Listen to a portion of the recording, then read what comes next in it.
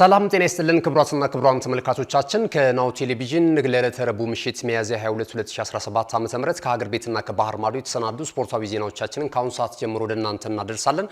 ከዜናዎቹ ጋር ገዛኝ ዱላ ቆይታ አድርጋለሁ። አብራችሁን ሁኑ።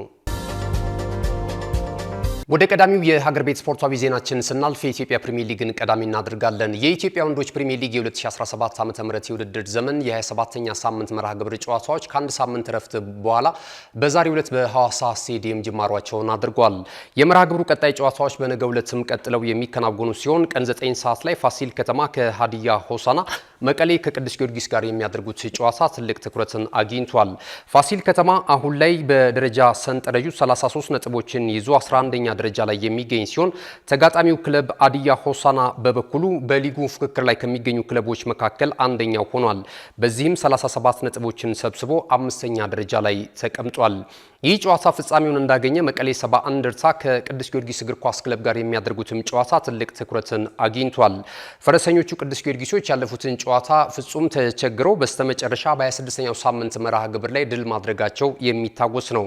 ከዛ ጨዋታ መጠናቀቅ በኋላም ቡድኑን ለመመለስ የቡድኑ አሰልጣኝ ፋሲል ተካልኝ ከፍተኛ ጥረት እንደሚያደርጉ ሲገልጹ እንደነበረም የሚታወስ ነው።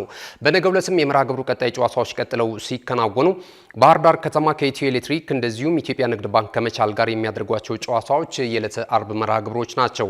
በዕለተ ቅዳሜ የመርሃ ግብሩ የመጨረሻ ጨዋታዎች ሲደረጉ አርባ ምንጭ ከተማ ከሊጉ መሪ ክለብ ኢትዮጵያ መድን ጋር ቀን 9 ሰዓት ላይ ጨዋታውን ያከናውናል። ሐዋሳ ከተማ ከሲዳማ ቡና የሚያደርጉት ደግሞ የአመሻሽ 12 ሰዓት ጨዋታ ነው። ኢትዮጵያ መድን 51 ነጥቦችንና ተጨማሪ 22 ንጹህ የግብ ክፍያ በመያዝ በቀዳሚነት ሲመራ፣ ባህር ዳር ከተማ በ10 ነጥቦች ዝቅ ብሎ በ40 ነጥብ ሁለተኛ ደረጃ ላይ ተቀምጧል። ኢትዮጵያ ቡና መቻልና ሀዲያ ሆሳና ተከታዩን ደረጃ ይዘዋል።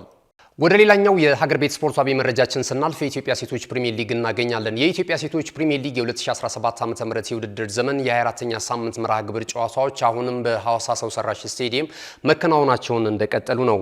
የመርሃ ግብሩ ቀጣይ ጨዋታዎች በነገው ዕለትም ቀጥለው ሲከናወኑ ነገ ዕለተ ሐሙስ ሲዳማ ቡና ከቦሌ ክፍለ ከተማ ቀን 8 ሰዓት ላይ እንደዚሁም አዳማ ከተማ ካምበሪቾ ከተማ ጋር የሚያደርጉት ጨዋታ ቀን 10 ሰዓት ላይ የሚከናወኑ ይሆናል። አሁን ላይ የሊጉን የደረጃ ሰንጠረዥ 56 ነጥቦችን የሰበሰበው ኢትዮጵያ ንግድ ባንክ በቀዳሚነት ሲመራ፣ ሐዋሳ ከተማ በ50 ነጥቦች ሁለተኛ ደረጃ ላይ ተቀምጧል። ሲዳማ ቡና በበኩሉ በ44 ነጥቦች ሶስተኛ ደረጃ ላይ የሚገኝ ሲሆን በአሰልጣኝ በኢንስትራክተር መሰረት ማን የሚመራው ኢትዮ ኤሌክትሪክ ደግሞ በ40 ነጥቦች ሶስተኛ ደረጃ ላይ ተቀምጧል። የሊጉን የከፍተኛ ጎል አስቆጣሪነት ትራክ ከሴና አፋቆማ ከኢትዮጵያ ንግድ ባንክ በ20 ግቦች በቀዳሚነት ስትመራ፣ መሐሌት ምትኩና እሙሽ ዳንኤል ከሐዋሳ ከተማና ከኢትዮ ኤሌክትሪክ ሁለተኛና ሶስተኛ ደረጃ ላይ ተቀምጧል። ወደ መጨረሻው የሀገር ቤት ስፖርታዊ ዜናችን ስናልፍ የኛውን ወደ እናንተ እናደርሳለን። በቅርቡ በርካታ ተማሪዎችንና መምህራንን ያሳተፈው የተማሪዎችና የመምህራን የእግር ኳስ የውድድር መድረክ መጠናቀቁ የሚታወስ ሲሆን በርካታ የስፖርት አይነቶችም እንደዚሁ እንደተከናወኑበት የሚታወስ ነው። ይህንንም ተከትሎ የአዲስ አበባ ወጣቶችና ስፖርት ቢሮ ኃላፊ አቶ ዳዊት ትርፉ እንዲህ አይነት የውድድር መድረኮች የነገ ሀገር ተረካቢ ስፖርተኞችን ለማግኘት አይነተኛ ሚና አለው ሲሉ ከናሁ ስፖርት ጋር በነበራቸው ቆይታ ተናግረዋል። የሰጡትን አስተያየት ተከታትለን እንመለስ። ስፖርታዊ ውጤትን መቀየር ከፈለግን ስፖርት ሙሉ ለሙሉ ወደ ትምህርት ቤት መመለስ አለበት። ከእንቁ አትሌታችን ከረዳት ኮሚሽነር ደራርቱ ቱሉ ጀምሮ በትምህርት ቤቶች ውድድር ነው የተገኙት ማለት ነው። ስለዚህ አሁንም ይሄንን ውድድር ካላጠናከርን በቀር ስለ ኤሊት ሀገራችንን አሸናፊ ሀገርን ለመፍጠር በምናደርገው ጥረት ላይ ተገቢውን ተወካይ ላናገኝ እንችላለንና ያንን የሚመጥን ለክልሎችም ተሞክሮ መሆን የሚችል መርሃ ግብር ነው አካሄደን ዛሬ እየዘጋን ያለነው።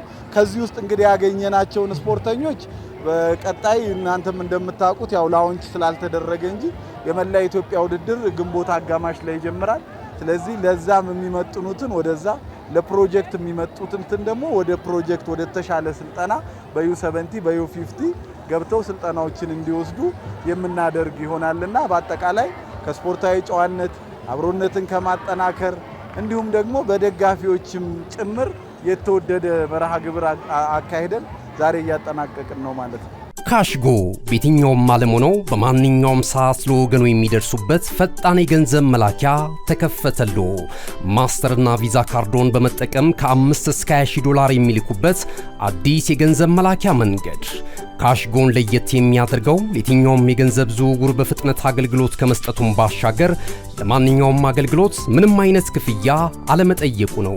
በሀገራችን ታሪክ ገንዘብን ከውጪ ወደ ሀገር ቤት በማስተላለፍ በመተግበሪያ መልክ አገልግሎት መስጠት የጀመረው የመጀመሪያው ሀገር በቀል የገንዘብ መላኪያ ዘዴ ካሽጎ ከ4500 በላይ ባሉ የባንክ ቅርንጫፎች አገልግሎት እየሰጠ ይገኛል። ገንዘቦን በሰኮንዶች ልዩነት ውስጥ ይፈልጉ በአካውንቶ ወይንም በእጆ ቆጥረው የሚወስዱበት ልዩ ዘዴ። በቅርቡ ሁሉንም ኢትዮጵያዊ ባለቤት ለማድረግ ጉዞ የጀመረው ካሽጎ ዛሬውኑ መተግበሪያውን በስልኮ ላይ በመጫን የአገልግሎቱ ተጠቃሚ ሆኑ። ፍጥነት መለያችን፣ ኢትዮጵያን መክፈቻችን፣ ካሽጎ ነው መላኪያችን። ካሽጎ የአዲሱ ትውልድ ብራንድ። ውድ ተመልካቾቻችን ከናሁ ቴሌቪዥን ስፖርታዊ ዜናዎቻችን እንደቀጠሉ ናቸው። ቀደም ሲል የሀገር ቤት ስፖርታዊ ዜናዎች ወደ እናንተ ደርሷል። ከዚህ ሰዓት ጀምረን ደግሞ ከተለያዩ የባህር ማዶ የወሬ ምንጮች ያገኘናቸውን የባህር ማዶ ስፖርታዊ ዜናዎችን ወደ እናንተ እናደርሳለን። በቀዳሚነትም ግዙፉን የውድድር መድረክ የአውሮፓ ቻምፒየንስ ሊግ እንመለከታለን። የአውሮፓ ቻምፒየንስ ሊግ የውድድር መድረክ የ2024-25 የውድድር ዘመን የግማሽ ፍጻሜ ጨዋታ ትላንትና ምሽት ጅማሮን አድርጓል። በዚህም መሰረት የእንግሊዙ ክለብ አርሰናል የፈረንሳዩን ክለብ ፒኤስጂን ባስተናገደበት ጨዋታ 1-0 በሆነ ውጤት ሽንፈት ማስተናገዱም የሚታወስ ነው። የግማሽ ፍጻሜ ሌላኛው ተጠባቂው ጨዋታ ዛሬ ምሽት ሲከናወን የስፔኑ ክለብ ባርሴሎና ከጣሊያኑ ክለብ ኢንተር ሚላን ጋር ጨዋታውን የሚያከናውን ይሆናል። ከዚህ ቀደም በነበረው እንቅስቃሴ የአሰልጣኝ ሃንስ ፍሊኩ ቡድን የበለጠውን ብልጫና ለዛሬ ምሽቱም የአሸናፊነት ቅድመ ግምት ያገኙት ባርሴሎናዎች የጨዋታውን ያሸንፋሉ የሚል ቅድመ ግምት እየተሰጣቸው ይገኛሉ። ሁለቱ ቡድኖች ከዚህ ቀደም 16 ጊዜያት ያህል በአውሮፓ ቻምፒየንስ ሊግ የውድድር መድረክና በተለያዩ አጋጣሚዎች የተገናኙ ሲሆን 8ቱን ጨዋታዎች በማሸነፍ ባርሴሎና ቀዳሚ ነው። 5ቱን ጨዋታ ደግሞ በአቻ ውጤት አጠናቋል። ቀሪውን 3 ጨዋታ ደግሞ ኢንተር ሚላን ማሸነፍ ችሏል። ኢንተር ሚላን ወደ ግማሽ ፍጻሜ ማለፍ የቻለው ጀርመኑን ክለብ ባየር ሙኒክን በድምር ውጤት በማሸነፍ ሲሆን በተቃራኒው የዛሬ ምሽቱ የባለሜዳው ክለብ ባርሴሎና ደግሞ የጀርመኑን ክለብ ቦሩሲያ ዶርትሙንድን በድምር ውጤት በማሸነፍ ነው። የዛሬውም ጨዋታ ምሽት 4 ሰዓት ሲል በካምፕ ኑ የሚደረግ ይሆናል። በመጨረሻም አጫጭር ስፖርታዊ መረጃዎችን ወደ እናንተ የምናደርስበት ሰዓት ላይ ደርሰናል። ተከታትለን እንመለስ። በዚህ ሰዓት የማንቸስተር ዩናይትድ እግር ኳስ ክለብ ደጋፊዎችን የሚያስደስት ዜና የተለያዩ ታማኝ የወሬ ምንጮች በመዘገብ ላይ ናቸው። በጥሩ አቋም ላይ ሳለ በገጠመው ጉዳት ምክንያት ዘለግ ላሉ ሳምንታቶች ከሜዳ ርቆ የነበረው ኮት ዲቫሪያዊ የቡድኑ የፊት መስመር አጥቂ አማድ ዲያሎ ልምምድ መስራት መጀመሩ ተዘግቧል። በአሰልጣኝ ሮበን አሞሪም ስር በአንጻራዊነት በግላቸው ጥሩ የሚባል ብቃታቸውን እያሳዩ ከነበሩ ተጫዋቾች መካከል አንዱ የነበረው ተጫዋቹ አሁን ላይ ልምምድ መስራት መጀመሩ ቡድኑ በኢሮፓ ሊግ የግማሽ ፍጻሜ ደርሶ መልስ ወሳኝ ጨዋታዎች ላይ ለቡድኑ ደጋፊዎች ትልቅ ደስታና መነቃቃትን የሚፈጥር ነው ተብሏል። ክለቡ ማንቸስተር ዩናይትድ ነገ ምሽት 4 ሰዓት ከስፔኑ ክለብ አትሌቲኮ ቢልባኦ ጋር ከሜዳው ውጪ ተጉዞ ጨዋታውን የሚያከናውን ይሆናል።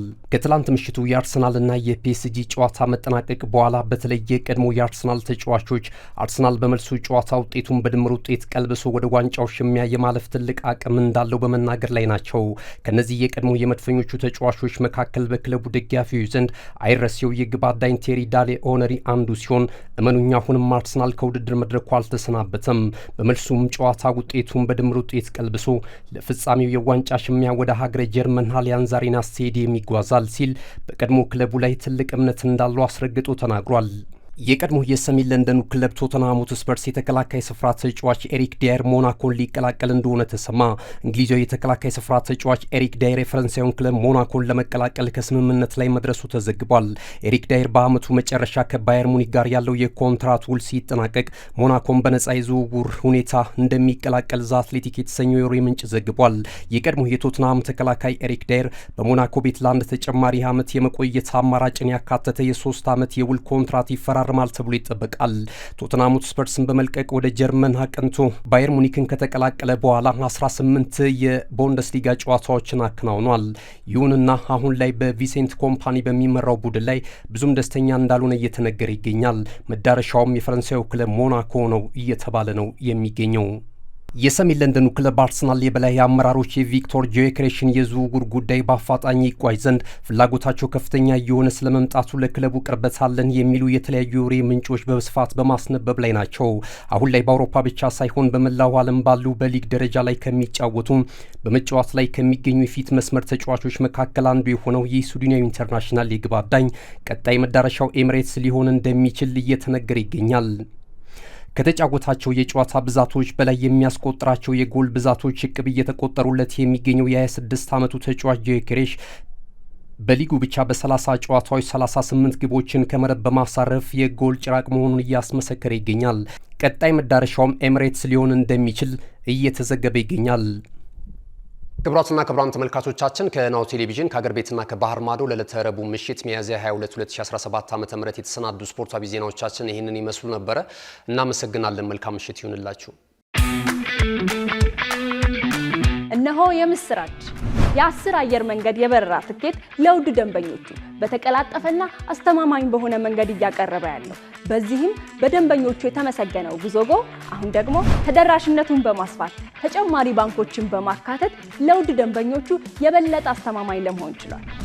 የጉዞጎን አፕሊኬሽን ከአፕ ስቶር ወይም ከፕላይ ስቶር በማውረድ የመነሻና የመድረሻ ከተማዎትን መርጠው ዋጋ አወዳድረው የሀገር ውስጥም ሆነ ዓለም አቀፍ በረራ ማድረግ ካሰቡ የበረራ ትኬቶን ክፍያ በአቅራቢያው በሚገኙ ባንኮች አንድም በአካል በመሄድ ወይም በኦንላይን የክፍያ አማራጮች ክፍያዎትን በመፈጸም የበረራ ትኬቶን በእጅ ያስገቡ። ከዚህም በተጨማሪ እንደ ሁሉ ጊዜው ወደ ጉዞጎ የጥሪ ማዕከላችን 7473 በመደወል ከሙሉ የበረራ መረጃ ጋር የ24 ሰዓት የትኬት አገልግሎት ማግኘት እንደሚችሉ ስናበስሮ በታላቅ ደስታ ነው። ለበረራዎ ጉዞጎ!